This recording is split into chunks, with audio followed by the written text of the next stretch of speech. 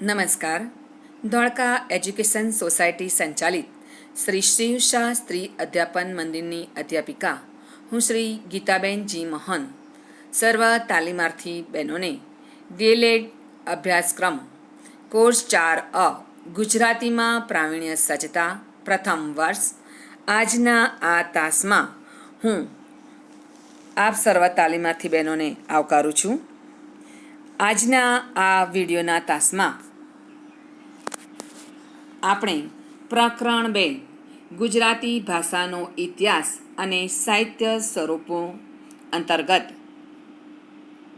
ગુજરાતી સાહિત્યના પદ્ય સ્વરૂપોમાં ગુજરાતી અર્વાચીન સાહિત્યના પદ્ય સ્વરૂપોનો અભ્યાસ કરીશું.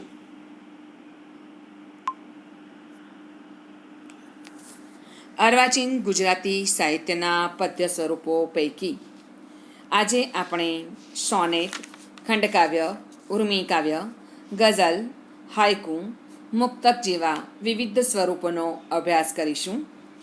અર્વાચીન ગુજરાતી સાહિત્યના પદ્ય સ્વરૂપોમાં વાત જ્યારે આપણે કરીએ છીએ ત્યારે ઈસવીસન 1850 પછી એટલે કે મધ્યકાલીન ગુજરાતી સાહિત્યના છેલ્લા કવિ દયારામ પછીના ગુજરાતી સાહિત્ય સમયને અર્વાચીન ગુજરાતી સાહિત્યનો કાળ કહેવામાં આવે છે. આ સમયગાળામાં મોગલોનું પતન અને યુરોપિયન પ્રજા એમાંય અંગ્રેજીનું આધિપત્ય અને એ સામેના રોષે તેમજ સ્વતંત્રતા પ્રાપ્તિ માટેના આંદોલનો, જગતની નવી ક્રાંતિઓના વિચારોની અસર આ સાહિત્યકારો પર જોવા મળે છે. મહાત્મા ગાંધીની વિચારસરણી લઈને આવતા સાહિત્યકારોની એક આખી પેઢી આપણને જોવા મળે છે. આ સમયગાળામાં ગુજરાતી પદ્ય સ્વરૂપોમાં સોનેટ, ખંડકાવ્ય, ઉર્મી કાવ્ય, ગઝલ, હાયકુ, મુક્તક જેવા વિવિધ કાવ્ય સ્વરૂપોમાં સર્જન થયેલું આપણને જોવા મળે છે. આપણે તેમાંથી કેટલાક પદ્ય સ્વરૂપો વિશેની ટૂંકમાં માહિતી મેળવીશું.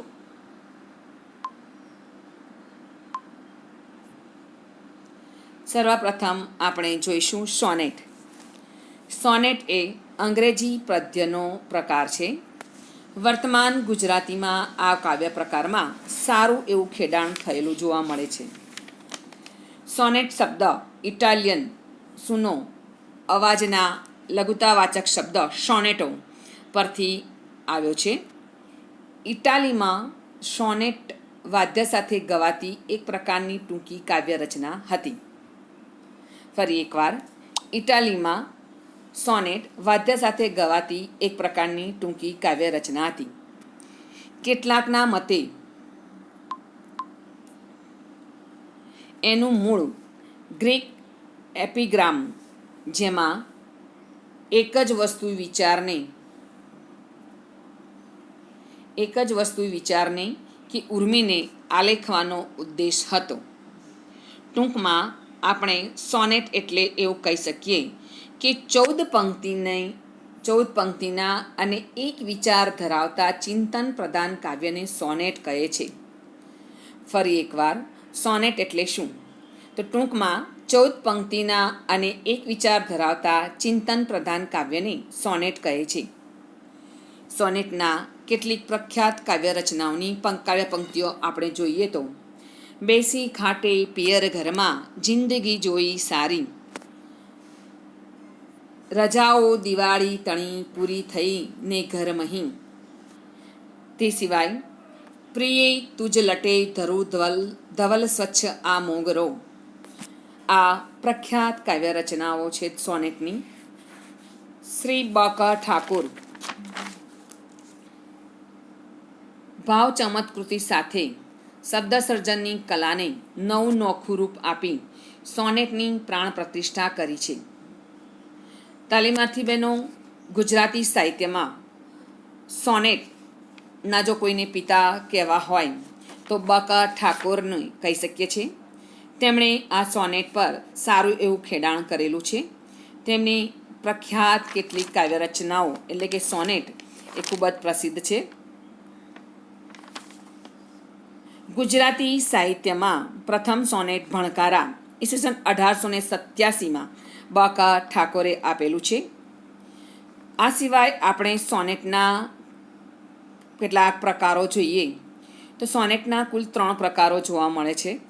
શેક્સપિયરિયન સાઇઝ સોનેટ, જેની કાવ્ય પંક્તિઓની રચના 4+4+4+2 કુલ 14, 4+4 4 એટલે 4 તરી 12 અને 2 એટલે 14. તાલીમાર્થી બહેનો, અહીંયા જ્યારે શેક્સપિયરિયન સાઇઝ સોનેટની અંદર કાવ્ય પંક્તિઓની અંદર વળાંક એ છેલ્લી 2 પંક્તિઓમાં આવે છે. ત્યારબાદ સોનેટનો બીજો એક પ્રકાર છે મિલ્ટન સાઇઝ સોનેટ, જે અનિયમિત રચના કાવ્ય પંક્તિની તેમાં જોવા મળે છે. ત્રીજું છે પેટ્રોક સાઇઝ સોનેટ, જેમાં પ્રથમ 8 પંક્તિ અને ત્યારબાદ 6 પંક્તિમાં સમગ્ર કાવ્યની ભાવ પંક્તિઓનો વળાંક આવે છે. તો આમ સોનેટના કુલ 3 પ્રકારો છે: Shakespearean size sonnet, Milton size sonnet અને પેટ્રોક સાઇઝ સોનેટ. આ ઉપરાંત ઉમાશંકર, સુંદરમ, સ્નેહરશ્મિ, રાજેન્દ્ર શાહ, રાવજી પટેલ, બાલમુકુંદ દવે અને ઉષ્ણસનું પ્રદાન પણ આ કાવ્ય સ્વરૂપ વિકસાવવામાં મહત્વનો ફાળો આપે છે.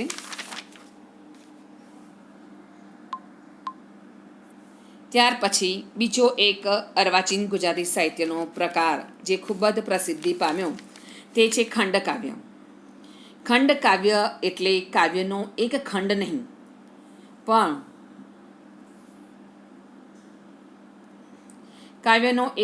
નહીં, પણ જેમાં વસ્તુનો એક ખંડ માત્ર સ્પર્શવામાં આવ્યો હોય તેવી રચના, જેમાં જીવનનું અખંડ દર્શન નહીં પણ ખંડ દર્શન રજૂ થાય તેવી કથાનું કાવ્ય. ફરી એકવાર, ખંડકાવ્ય એટલે કાવ્યનો કોઈ એક ખંડ નહીં, પણ જેમાં વસ્તુનો એક ખંડ માત્ર સ્પર્શવામાં આવ્યો હોય તેવી રચના, અને જેમાં જીવનનું અખંડ દર્શન નહીં પણ ખંડ દર્શન રજૂ થાય તેવી કથા દર્શાવતું કાવ્ય એટલે ખંડકાવ્ય. ખંડકાવ્ય એ ટૂંકી વાર્તાને મળતો આવતો આખ્યાન કરતાં નાનો પણ પદ્ય કરતાં મોટો એવો એક કાવ્ય પ્રકાર છે. ફરી એકવાર, ખંડકાવ્ય એ ટૂંકી વાર્તાને મળતો આવતો આખ્યાન કરતાં નાનો પણ સામાન્ય પદ્ય કરતાં મોટો એક કાવ્ય પ્રકાર છે. રામાયણ, મહાભારત અને પુરાણો ઉપરથી ખંડકાવ્યનું વિષય વસ્તુ લેવામાં આવે છે. ઇતિહાસ, માનવ જીવન કે પશુ પક્ષીના જીવન પણ એનો વિષય બને છે. ખંડકાવ્યનો આરંભ કવિ કાંતના વિષય વસંત વિજયથી થયો છે. ત્યાર પછી તેમણે અતિજ્ઞાન, ચક્રવાક મિથુન, દેવ્યાની જેવા પ્રસિદ્ધ ખંડકાવ્યો આપણને આપ્યા છે. કવિ કલાપીનું નામ પણ ખંડકાવ્યમાં લેવામાં આવે છે. કવિ કલાપીનું ભરત, લલિતનું બાહુક, નરસિંહરાવનું મહાભિનિષ્ક્રમણ તથા ઉત્તરા અને અભિમન્યુ, તો બોટાદકરનું ઉર્મિલા અને બુદ્ધનું ગૃહાનુગમન વગેરે પુરાણ પ્રસિદ્ધ વિષયવાળા ખંડકાવ્યો છે. આ ઉપરાંત કવિ ખબરદાર, નરસિંહરાવ, સુંદરજી બેટાઈ, શ્રી બાદરાયણ, મનસુખ ઝવેરી, સુંદરમ, ઉમાશંકર વગેરે અનેક ભાવોના ખંડકાવ્યો લખ્યા છે. સ્નેહરશ્મિ અને પૂજાલાલે પણ ખંડકાવ્યો આપેલા છે. કવિશ્રી પ્રહલાદ પારેખનું બારી બહાર પણ ઉલ્લેખનીય ખંડકાવ્ય છે. નહીં નાથ જાણો કો સવાર છે, વસંત વિજય ખંડકાવ્યની પંક્તિ છે, જેના રચયિતા છે કવિ કાંત.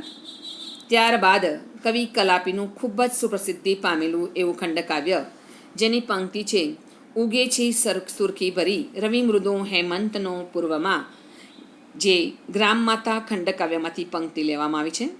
કવિ કલાપીનું આ ખૂબ જ સુંદરતમ રચના છે. તો આ રીતે ગુજરાતી સાહિત્યમાં જો ખંડકાવ્યના પિતા કહી શકાય તો તેમાં કવિ કાંતનો શિરમોર તરીકે નામ લેવામાં આવે છે. ત્યારબાદ છે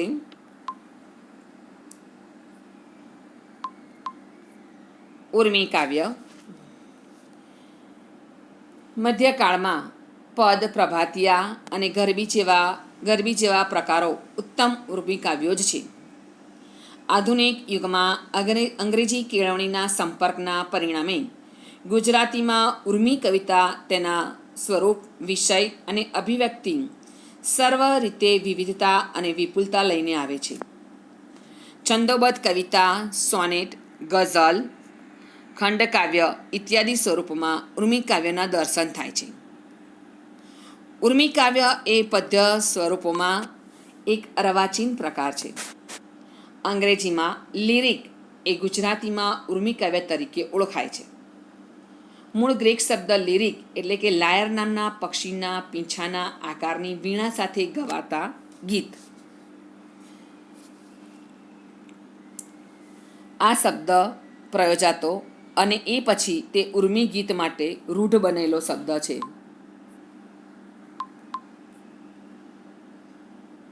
નરસિંહથી માંડીને રાજેન્દ્ર શાહ કવિવર શ્રી રાજેન્દ્ર શાહ સુધીના મોટાભાગના કવિઓએ આ કાવ્ય પ્રકાર અજમાવ્યું છે. શ્રી હરીન્દ્ર દવે કવિની પ્રસિદ્ધ ઉર્મી કાવ્ય જોઈએ તો પાન લીલું જોયું ને તમે યાદ આવ્યા, જાણે મોસમનો પહેલો વરસાદ ઝીલ્યો રાજ. આ સુંદરતમ ઉર્મી કાવ્ય રચના છે, ઉર્મી ગીત રચના છે. તો તાલીમાર્થી બહેનો, આ ત્રીજો પ્રકાર હતો ઉર્મી કાવ્ય.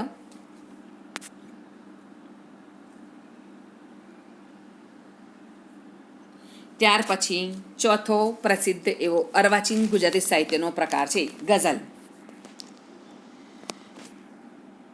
ગઝલ એ ફારસી સાહિત્ય સ્વરૂપ છે.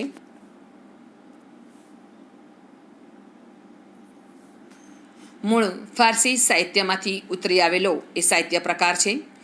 ગઝલ એ ગુજરાતી ભાષાની ભૂમિમાં એક પરદેશી રોપો છે, એટલે કે પરદેશમાંથી રોપેલો રોપો છે.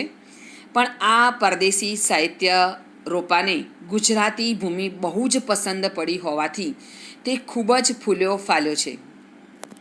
ફારસીમાં ગઝલનો અર્થ પ્રેમનું બયાન અથવા પ્રેમયુક્ત ભાષામાં એટલે કાવ્યરૂપે બોલવું એવો થાય છે. કલમથી ટપકતા આંસુ એટલે ગઝલ એમ પણ કહેવાયું છે. ગઝલમાં મુખ્યત્વે વિષય જોઈએ તો ગઝલમાં પ્યાર, સૌંદર્ય, મનની વેદના, વિયોગ, સંયોગ, રુદન, મિલનની તીવ્ર ઈચ્છા જેવા વિષયો લઈ રચના થાય છે. ગઝલનો કવિ આત્મલક્ષી બની આંતરમન ઠાલવતો આપણને જોવા મળે છે. તો કેટલીક ગઝલ રચનાઓ જો આપણે જોઈએ તો જેમાં પ્રભુ પ્રેમનું વર્ણન થયેલું પણ આપણને જોવા મળે છે. પ્રભુને માશુક ગણીને ભક્તિ કરવામાં આવે છે. તેને ઇશ્કે હકીકી અથવા ઇશ્કે ઇલાહી તરીકે અને માનવ પ્રણયનું દુનિયાવી પ્રેમનું વર્ણન તેવી ગઝલને ઇશ્કે મિજાજી તરીકે ઓળખાય છે. તાલીમાર્થી બહેનો, જ્યાં પ્રભુને માશુક ગણીને ભક્તિ કરતા કવિઓની કાવ્ય રચનાને ઇશ્કે હકીકી અથવા ઇશ્કે ઇલાહી તરીકે ઓળખવામાં આવે છે. જ્યારે માનવ પ્રણવનું દુનિયાવી પ્રેમનું વર્ણન થયેલું હોય તેવી ગઝલ રચનાને ઇશ્કે મિજાજી તરીકે ઓળખવામાં આવે છે. કેટલીક ફેમસ ગઝલ રચનાઓની કાવ્ય પંક્તિઓ આપણે જોઈએ તો મને આ જોઈને હસવું હજારો વાર આવે છે કે પ્રભુ તારા બનાવેલા જે તને આજે બનાવે છે. શૈદાની ગઝલની પ્રસિદ્ધ કાવ્ય પંક્તિઓ તો કવિવર આદિલ મંસૂરીની કાવ્ય પંક્તિ પ્રસિદ્ધ ગઝલ રચનાની પંક્તિ જોઈએ તો નદીની રેતમાં રમતું નગર મળે કે ના મળે. તે સિવાય કવિશ્રી બેફામની કાવ્ય પંક્તિઓ આપણે જોઈએ તો ઓ હૃદય ભલા કેવો ફસાવ્યો છે મને, જે નથી બન્યા મારા એનો બનાવ્યો છે મને. ખૂબ જ સુંદર કાવ્ય રચનાઓની ગઝલની પ્રસિદ્ધ પંક્તિઓ છે. તે સિવાય આપણે ત્યાં બાલાશંકર કંઠારિયા, શૈદા, લલિત, કલાપી, ગની દહીંવાલા, હેમંત દેસાઈ, ઉપરાંત આધુનિક ગઝલકારમાં પતિલ, વેણીભાઈ પુરોહિત, આદિલ મંસૂરી, જવાહર બક્ષી, રમેશ પારેખ, શૂન્ય પાલનપુરી, બરકત વિરાણી, શેખાદમ આબુવાલા, જલન માત્રી, મરીઝ વગેરે આ પ્રતીક ગઝલો યોજી છે. પ્રતીક રૂપે ગઝલ રચનાઓ પણ લખી છે. તો આ હતું ગુજરાતી સાહિત્યનો અર્વાચીન ગુજરાતી સાહિત્યનો ચોથો પ્રકાર એટલે કે ગઝલ.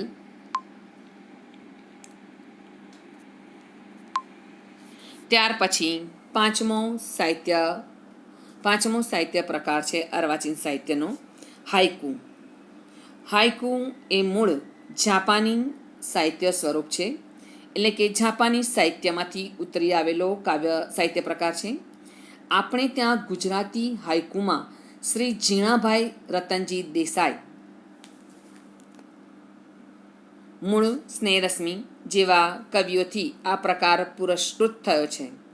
એટલે કે આપણે કહી શકીએ ગુજરાતી સાહિત્યમાં હાઇકુના પિતા જો કોઈને ગણવામાં આવે તો કવિ શ્રી સ્નેહરશ્મિને ગણી શકાય. તેમના દ્વારા આ સાહિત્ય પ્રકાર ખૂબ જ પુરસ્કૃત થયો છે.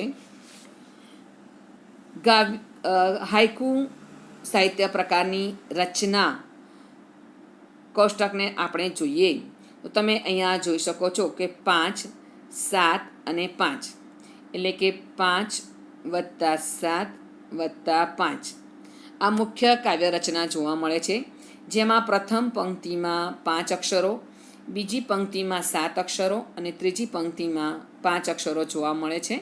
એટલે હાઇકુ મૂળ 5, 7, 5 અક્ષરોના કોષ્ટકની કાવ્ય પંક્તિઓ છે, જેમાં નાનકડી કાવ્ય પંક્તિમાં ઘણો મોટો અર્થ આપણને સમજવા મળે છે. ઝાકળ જેવું જીવી ગઈ તું હવે સ્મરણો ભીના.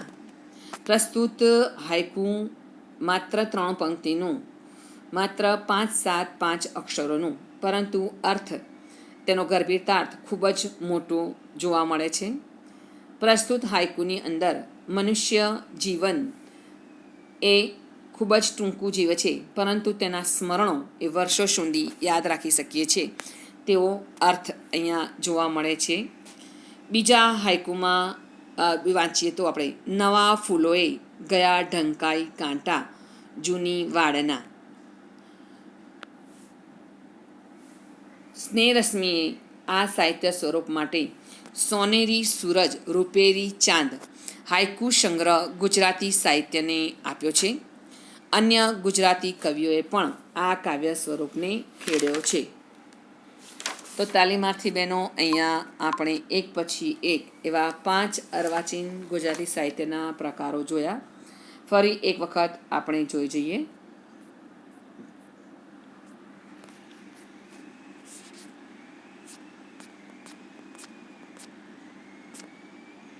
સૌથી પહેલાં આપણે સોનેટ, જે મૂળ ઇટાલિયન સાહિત્યમાંથી ઉતરી આવેલા સાહિત્ય પ્રકાર વિશે વાત કરી. ત્યાર પછી ખંડકાવ્ય વિશે વાત કરી, જેમાં જીવનના અખંડ દર્શન નહીં પણ જીવનના કોઈ એક પ્રસંગનું વર્ણન લઈને રચના જોવા મળે છે. ત્યારબાદ છે ઉર્મી કાવ્ય, મૂળ અંગ્રેજી લિરિક શબ્દ પરથી ઉતરી આવેલો સાહિત્ય પ્રકાર. ત્યારબાદ છે ગઝલ, જે મૂળ ફારસી સાહિત્યમાંથી ઉતરી આવેલો સાહિત્ય પ્રકાર છે, પણ ગુજરાતી ભાષાની ભૂમિમાં તે ખૂબ જ સમૃદ્ધ રીતે ખેડાયેલો સાહિત્ય પ્રકાર છે. ત્યારબાદ છે 5મું હાઇકુ, અને હાઇકુ સાહિત્ય પ્રકાર જે મૂળ જાપાની સાહિત્યમાંથી ઉતરી આવેલો પ્રકાર છે, જેનું કાવ્ય પંક્તિનું માળખું 5, 7, 5 એમ 3 પંક્તિની અંદર પ્રથમ પંક્તિમાં 5 અક્ષર, બીજી પંક્તિમાં 7 અને ત્રીજી પંક્તિમાં 5 અક્ષર જોવા મળે છે, પરંતુ જેનો ગર્ભિતાર્થ ખૂબ જ વિશાળ હોય છે. તો આવા મૂળ જાપાની સાહિત્યમાંથી ઉતરી આવેલા સાહિત્ય પ્રકાર એવા હાઇકુ, એમ કુલ 5 સાહિત્ય પ્રકારો વિશેની માહિતી મેળવી. તાલીમાર્થી બહેનો, આશા છે કે આજના આ વિડીયોના તાસમાં તમે અર્વાચીન ગુજરાતી સાહિત્યના પ્રકારો વિશેની સારી એવી સમજ કેળવી છે. ફરી મળીશું, ફરી બીજા સાહિત્ય ગદ્ય સાહિત્યના પ્રકારોની સમજ સાથે. ત્યાં સુધી નમસ્કાર. અસ્તુ.